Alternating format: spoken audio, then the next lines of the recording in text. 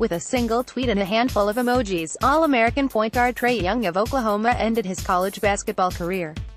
It lasted 32 games, one of them in the NCAA Tournament, and included 876 points, 278 assists and more attention from ESPN than anyone this side of Tim Tebow. I will enter the June NBA draft. Folded hands, medium skin tone, hard basketball, full score pick. Twitter.com/TMOA2vodkex. Trae Young, at Trae Young, March 20, 2018. It was enough, though, to establish Young as a legitimate candidate to be selected by an NBA team, among the first several picks of the 2018 draft.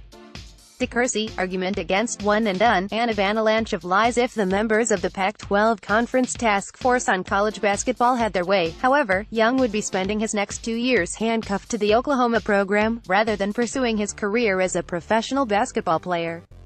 You see, Young does not fit conveniently into the category of athletes Pac-12 Commissioner Larry Scott assumes to be not really interested in the education.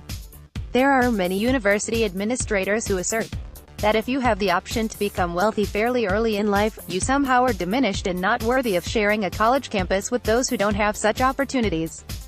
Young did not enter college as a traditional, one-and-done prospect. He entered Oklahoma ranked No. 23 in the 2017 class by the panel of analysts surveyed for inclusion in the Recruiting Services Consensus Index. He was listed at 163 pounds as a senior at Norman, Oklahoma North High School. The baseball model advocated by the Pac-12 would force young prospects to make a choice between beginning their professional careers immediately after high school, when they may not be ready to be drafted or to perform at that level, or being frozen out of the NBA for 3 years. Of course, any change to the draft rules would have to be initiated by the NBA and approved by the Players Association, but to hear people claiming they are working to improve college basketball offer this proposal is borderline outrageous. It's a suggestion that carries little value to the prospect, because the restrictions it imposes are so extreme. It is of little value to the league because it would constrain the talent pool from entering when they might be ready to contribute, so whom would it benefit?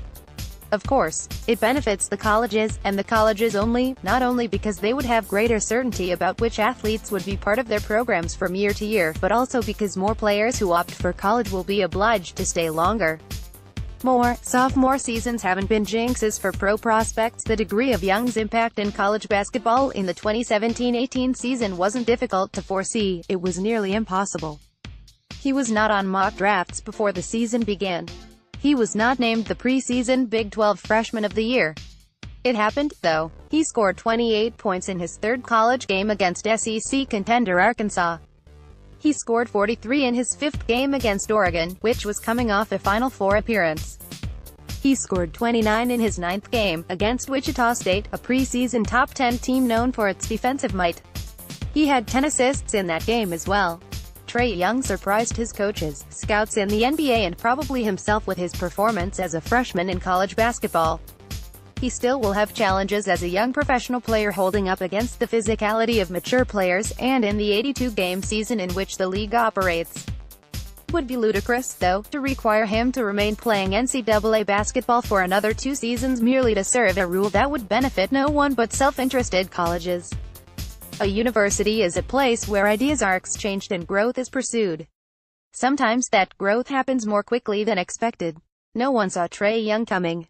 As he leaves, though, it should be with gratitude from the college scene he graced, and best wishes for his future.